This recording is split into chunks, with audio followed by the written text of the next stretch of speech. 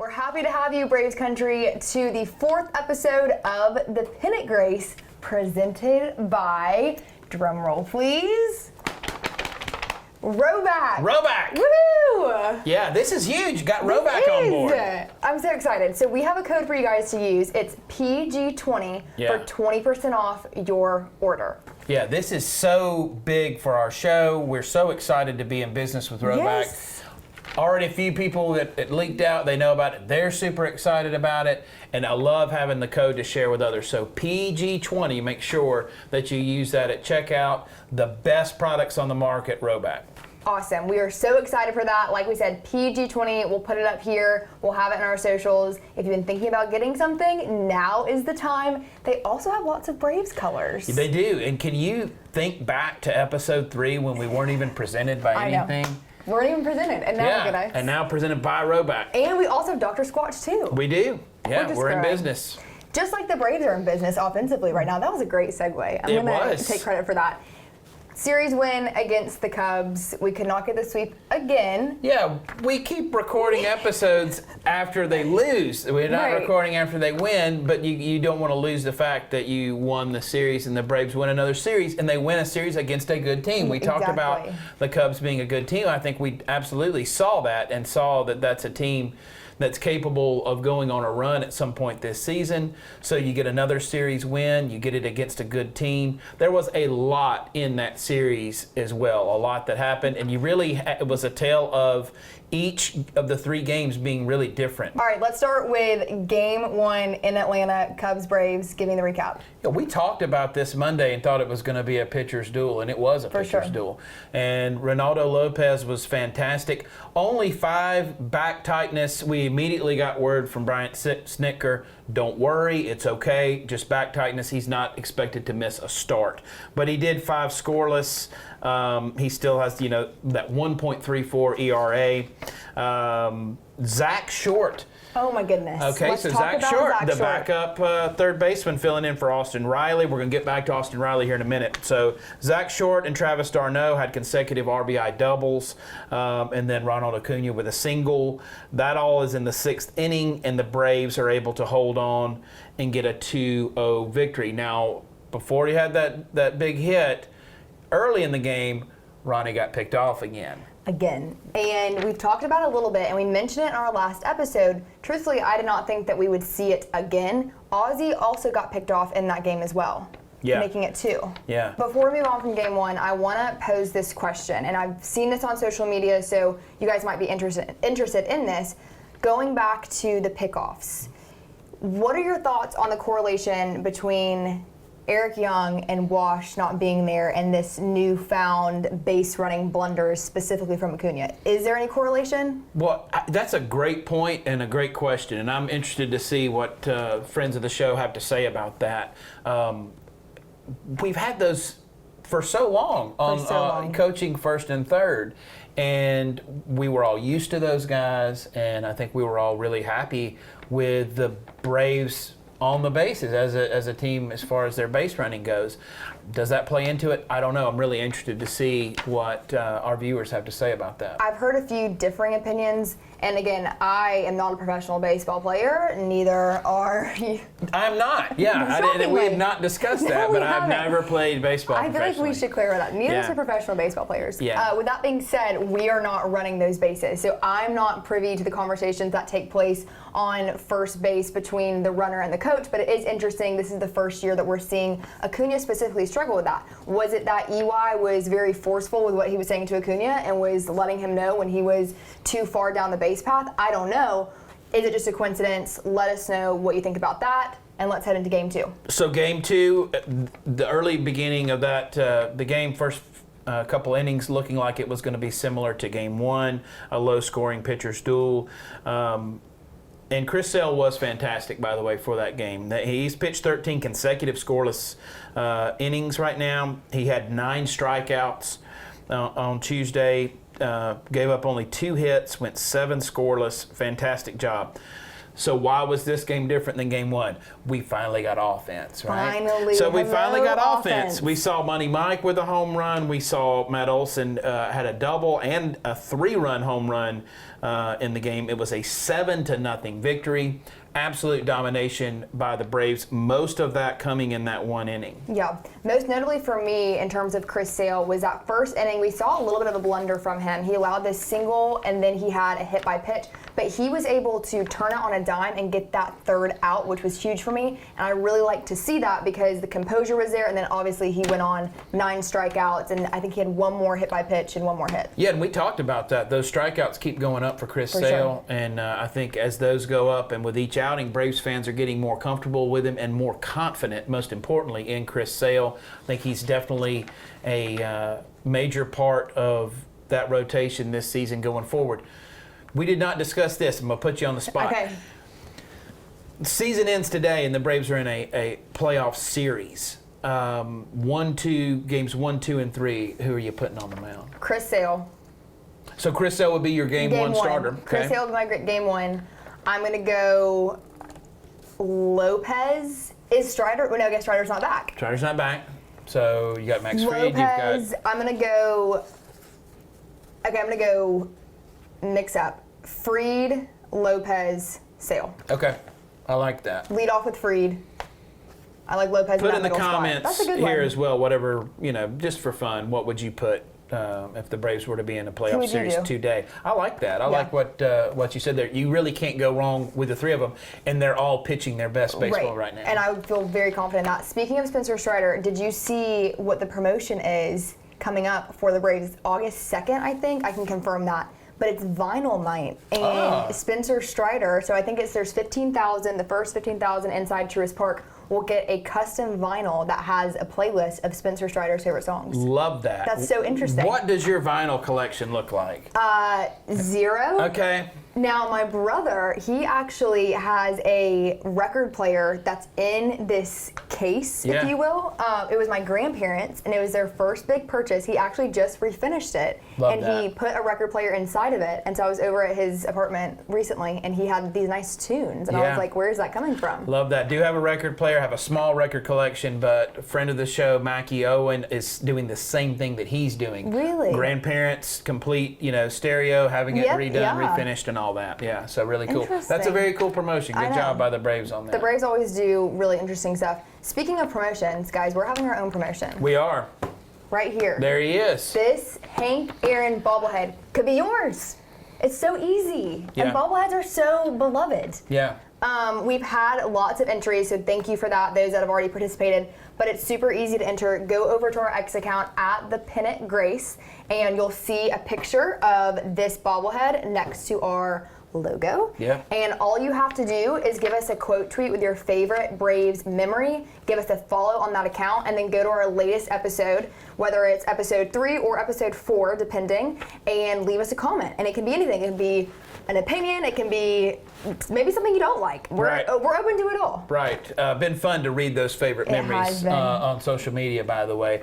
And you don't even have to be a Braves fan. We have some people. I mentioned my friend Travis, Phillies fan, my friend Jamie, diehard Dodgers fan, but they love the Pennant Grace. They watch each episode. They can comment too. It may be when your team beat the Braves. Yeah. That doesn't disqualify you. So again, appreciate all those entries. Those have been really fun. What's your favorite Braves memory? My favorite Braves memory, I've watched this, Sid Slides so many times. I have the Sid Slides bobblehead. It's really tough to beat.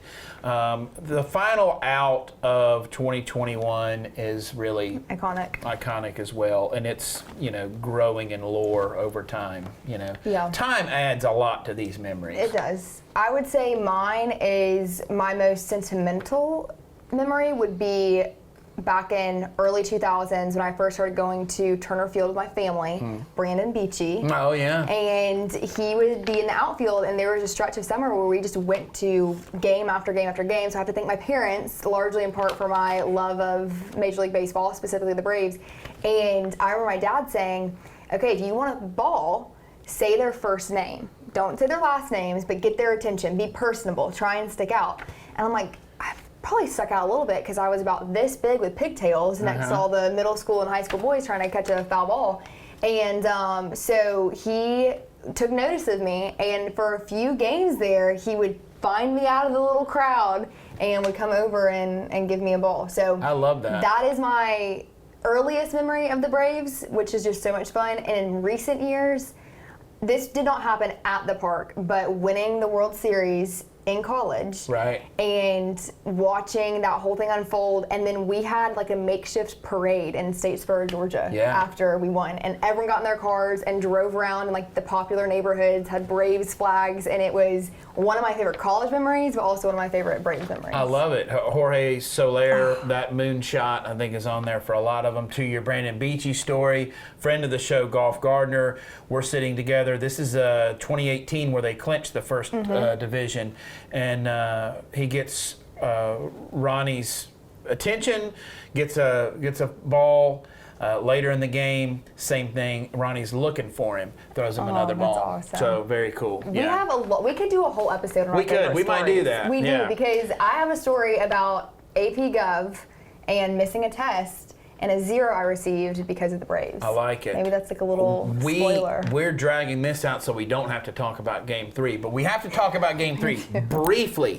Javier Assad was fantastic, and to me it was the story of the game. And you haven't heard as much about this guy. No. He's been up and down, and with so much of Imanaga, leading the majors in that 0.96, 1.49 ERA for Javier Assad. He went 6 scoreless. The Cubs just absolutely dominated, 7-1. Uncle Charlie had a rough go at it, and the offense was never able to get going. They weren't able to help him out, and so really good pitching on the Cubs' part, and they were able to get the runs in. So where are we at on that off day? 26-14, 3 games back of the Phillies. You made a great point on social media, so make sure you're following us at the Pennant Grace on X and Instagram. And one of the tweets we had talking about the Phillies' run and pointing out the record of their opponents. I'm going to read this for you guys. While she's pulling up, the Phillies right now, they're finishing up with the Mets. And please don't think that this is some type of criticism. You play the teams on your schedule. But they're playing the Mets. From the Mets, they go and play the Nats next, who are basically identical teams. I think they may even have identical records, honestly. And the Phillies are doing what a good team should do. They're beating up on bad teams. So this is from sportstalkatl.com on X. They're a great account to follow. They do have more content than just the Braves, so if you're an Atlanta fan, check them out. But they said the dominant Philadelphia Phillies are 30-13. Take a wild guess when the last time they played a team over 500. You guessed it, opening weekend against the Braves. Yeah, I would not have guessed that. No, I would not have. That's a great thing to keep in perspective, because we're continuing to hear how dominant this Phillies team is. And yes, they are dominating, but it's not out of the ordinary of what they should be doing at this point in their schedule. Yeah, and you and I believe that they are absolutely one of the best teams in baseball, a top 5 team in baseball. For sure. But a little perspective there, a little context there. Wanted to hit up real quick again about Matt Olson, how good it was to see him have a great game in Game 2. He's at 32 hits. He's got 5 home runs, 22 RBIs. He's batting .219. One person we haven't talked about yet is the hottest hitter in baseball, who's staying hot. And because of Riley having that big game, it's kind of buried in the lead. But Marcel, where is he at right now? He's batting .327, 41 RBIs, 12 home runs, 48 hits. And he's continuing to deliver consistently. The best way I can describe Acuña right now is that he's making it happen. He's not being super boisterous about it, but his consistency is unreal. And we said, okay, are we going to kind of see this drop off? We haven't. And it doesn't look like it's going to be happening anytime soon. And what I like about it is not just home runs. I think that the Braves offensive lineup, as far as last season goes, there was a lot of discussion of like, we don't need to hit the long ball, we need to put the ball in play. And that is what Acuña is doing so well. Absolutely. One other person we'd mentioned before, Ronald Acuña, mentioned getting picked off, mentioned a big hit that he had, and you mentioned briefly that he did not play. He did not play. Buster Only, I'm going to go ahead and call this now future Pennant Grace guest. Are you comfortable with that? I'm totally comfortable We're with going to that. get Buster on. But Buster was on Next Round today. Great segment. Yes. So Buster, for those of you, and if you're not, please check out the Next Round. Buster back to being a weekly guest throughout the season. Phenomenal content week in and week out. He's you and I's favorite guest. Yes. So Buster had some really good points. A lot of Braves talk with Buster. For sure. I appreciated that. Lance Taylor brought the Braves for us. Always much appreciated. And just his insight on it, he is dubbed one of the best researchers in baseball for a reason, because he is so knowledgeable and he's so well respected within organizations and clubs. So what he said about Acuña, and this was interesting, when referring to his slow start, he said that he's expanded his strike zone so much that he is not, he's swinging at pitches that he would not have swung at last season. So that may explain the higher rate of strikeouts. Then he said he's trying to get 5 hits in 4 plate appearances, being almost reckless. Right. That's interesting to me. I could totally see it as soon as he said it. Right. So we talked about this, him not playing. Reading whatever you've read, and we posted the skipper Brian Snicker's comments about that. Do you think there's more to it than just a game off? You know, Brian Snicker saying, look, he's played every inning for us so far. Everyone gets some time off. I think there is something deeper to it, but I think that in the Braves' favor, it came at a kind of an unassuming time, where there's a day off today. So that's 2 days in a row, kind of a reset moment. And I do think, as Buster Olney said, he's trying to send a message. Kind of settle down, let's reset. And someone like Ronnie, who we know he loves to play the game of baseball. Yeah. He's been so vocal about that since he had his first game in Atlanta. And I think maybe him watching his team last night, did not get the win, and kind of seeing that unfold could have been a good reality check of, okay, I need to mentally get back in the space that I need to be in, and overall just take some personal accounting of what I'm putting out and how I want to be as a teammate on the field, things like that. I like the move. I thought it was the right move. I do too. And Buster also went on to say that the majority of the Braves, from what he's been around, always believed that Acuña is this close to clicking. Yeah. And what confidence that team has in him, and I hope that he feels that along with Braves countries. I feel like as fans, we're always like, oh, he's this close, the Acuña we know, he's this close, we're almost there. And so I hope that he is thinking about that as he's kind of taking these off-day activities, whatever he's up to. Right. Before we get to the pitching matchups coming up with the Fathers, or the Padres, as you may know them as.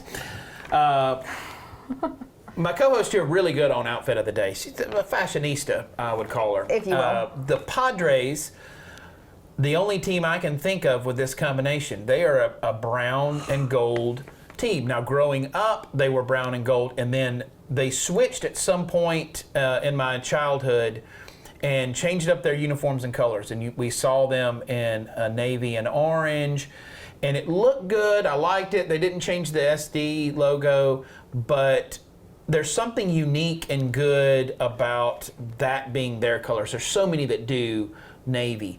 And so I like the Padres uniforms. I like it. I think it works for them. Am I a fashion expert? Come on. You know I'm not, and you are. So tell me what you think about the Padres from a fashion standpoint. I have never liked it. Okay. I do not think they're complementary colors. It is an eyesore to me. Okay. And it irks me at times to look at their uniforms, and I hate to be that person. I think the Braves, I love red, white, and blue already. I love navy. They look so clean. I love the Dodgers uniforms. Yeah, I don't even want to say that, but No. I do love them. I love St. Louis. Awesome. The Padres, if you guys ever need some help consulting, would love to step into that role. Yeah, all those you mentioned, that obviously the Braves, the Dodgers, Yankees are so Red good. Sox, yes. Tigers. The Cubs. These are Cubs, absolutely. Yeah. I like and the the Mariners, Cardinals. too. Those are good. Those are good too. Yeah. So a lot of good combinations. I don't even have a brown shirt, so don't worry about me coming on the Pennant Grace I don't in think brown. I own any brown. Yeah. My mom's hair color is brown, weirdly enough. All right, so pitching matchups until we get into some TBDs. So Yes. we've got Max Fried against Matt Waldron in Game 1. Bryce Elder against Yu Darvish. I like that. Game 2. Braves get a consecutive Sunday Night Baseball. So Ronaldo Lopez, we see him back in Game 3, have a TBD there. So our friend Buster Only will be on that game Sunday night. So that's cool to see the Braves in that primetime game again. And if you are still affected by the dispute, which I know a lot of you guys are, you'll be able to watch it, no problem. It won't be the Braves broadcast, obviously, but we'll have friend of the show, Buster Only. That's right. future friend of the I show. love that. So Future good friend. chance for the Braves. What are the Padres? They're below 500. They are 7.5 games back of the Los Angeles Dodgers. It's a 4-game series. It is a chance for the Braves to get some wins and gain sure. some ground, hopefully, on the Phillies. Speaking of off days, I compiled this list because this is pretty fun. I don't know how you spend an off day. I think you spend some of your off days up here, actually. That's accurate, yeah. So I'm going to give you 3 players, and I scrubbed some social medias today to see what our team was up to, and I want you to guess what they're doing. Okay. Okay. Jared Kelenic. Jared Kelenic is playing golf today. Yes, he is.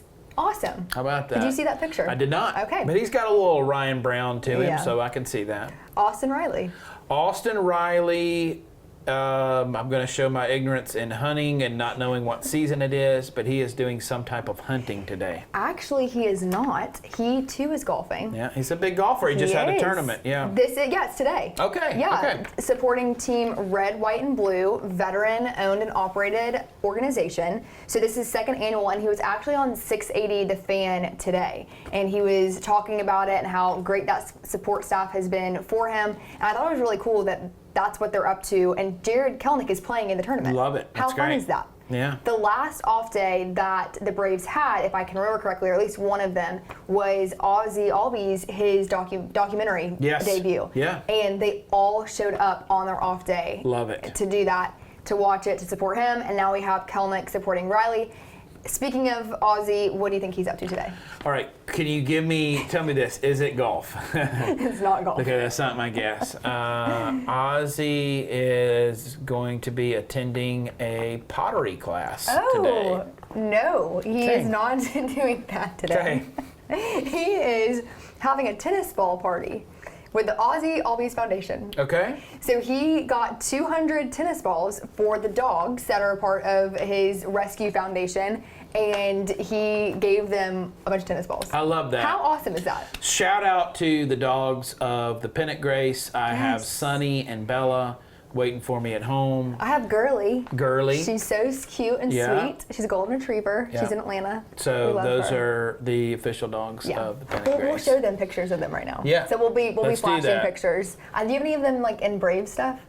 No. Okay, we have a picture of Girly. I need to get on that. Okay, Yeah. can I tell you all a story about the dogs of the Pennant Grace real Please. quick? Okay, so Girly, she's a golden retriever, and she loves tennis balls, baseballs. She is a retriever to her core. So every summer, she learned how to play baseball.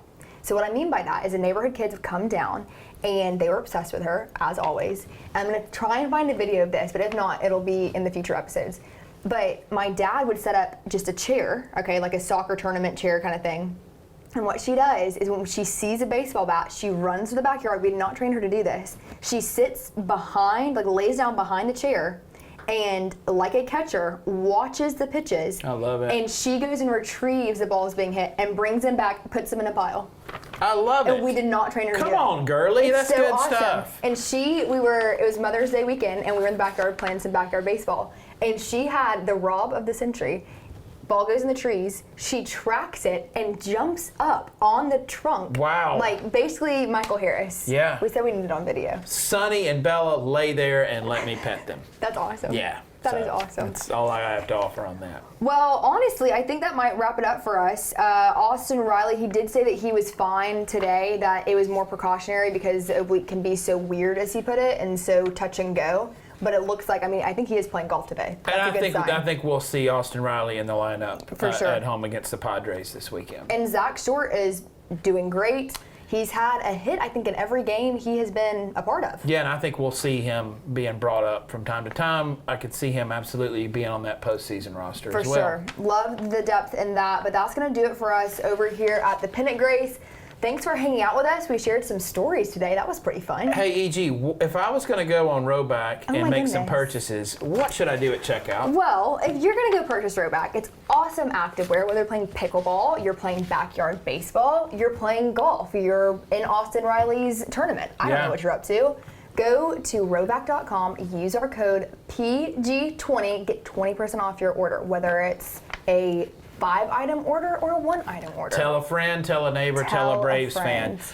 The lightweight hoodies, the polos, all the different items, the hats, fantastic. If you're not familiar with them, check that out at rowback.com. You're going to love them. You are. And girls, I love their tennis skirts. They've got activewear dresses. Guys, if you need a gift for your girlfriend, they have great crew necks. I actually wore one a few episodes ago, so you can check that out. But again, we love them. We would not support or endorse anything that we do not fully believe in, and Rowback is one of them. And their logo? A dog. It's awesome. How about that? They're an honorary dog of the Pennant Grace. I know. I like it. All right. Well, it's been so good to have you, Braves Country. Thanks for tuning in for episode 4, and we'll see you back here next time.